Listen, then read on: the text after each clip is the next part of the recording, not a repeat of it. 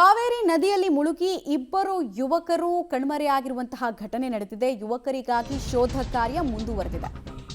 ಅಗ್ನಿಶಾಮಕ ಮತ್ತು ಪೊಲೀಸ್ ಸಿಬ್ಬಂದಿಯಿಂದ ಶೋಧ ಕಾರ್ಯ ಆಗ್ತಾ ಇದೆ. ನದಿಗಿಳಿದಾಗ ನೀರಲ್ಲಿ ಇಬ್ಬರು ಯುವಕರು ಕೊಚ್ಚಿಕೊಂಡು ಹೋಗಿದ್ದಾರೆ, ನೀರ್ಪಾಲಾಗಿದ್ದಾರೆ.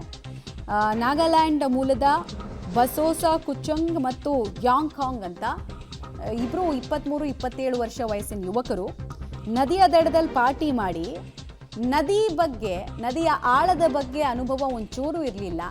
ಮೋಜಿಗೋಸ್ಕರ ಇಳಿದ್ರು. ಮೋಜಿಗೆ ಇಳಿದಂತಹ ಪ್ರಕರಣ ಈಗ ಅವರ ಜೀವಕ್ಕೆ ಕಂಟಕವಾಗುತ್ತಿದೆ. ಕೊಡಗು ಜಿಲ್ಲೆಯ ಕುಶಾಲನಗರದ ರಸೂಲ್ ಲೇಔಟ್ನಲ್ಲಿ ಘಟನೆ ಆಗಿದೆ. ಕಣ್ಮರೆಯಾದ ಯುವಕರಿಗಾಗಿ ಹುಡುಕಾಟ ನಡೀತಾ ಇದೆ. ನಾಪತ್ತೆಯಾಗಿದ್ದಾರೆ. ಬದುಕೋ ಸಾಧ್ಯತೆ ಬಗ್ಗೆ ಈಗ ಸಾಧ್ಯತೆಗಳು ಕ್ಷೀಣ ಅಂತ ಹೇಳಲಾಗ್ತಾ ಇದೆ. ಜಲಸಮಾಧಿ ಆದ್ರ ಗೊತ್ತಿಲ್ಲ. ಮೃತದೇಹ ಸಿಕ್ಕಿದ ಮೇಲೆ ಕನ್ಫರ್ಮ್ ಮಾಡಬಹುದು. ಸದ್ಯ ಹುಡುಕಾಟ ಮುಂದುವರಿತಾ ಇದೆ. ಹೊಸ ಜಾಗಕ್ಕೆ ಹೋದಾಗ ನೀರಿನ ಆಳ ಅಗಲ ಗೊತ್ತಿಲ್ಲ ಅಂದ್ರೆ ಸಾಹಸಕ್ಕಿಳಿಬಾರದು.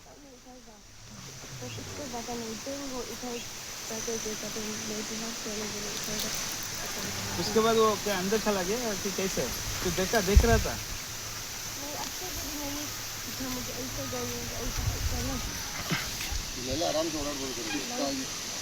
ನಡ್ಕೊಂಡು ನೋಡ್ಬೋದು.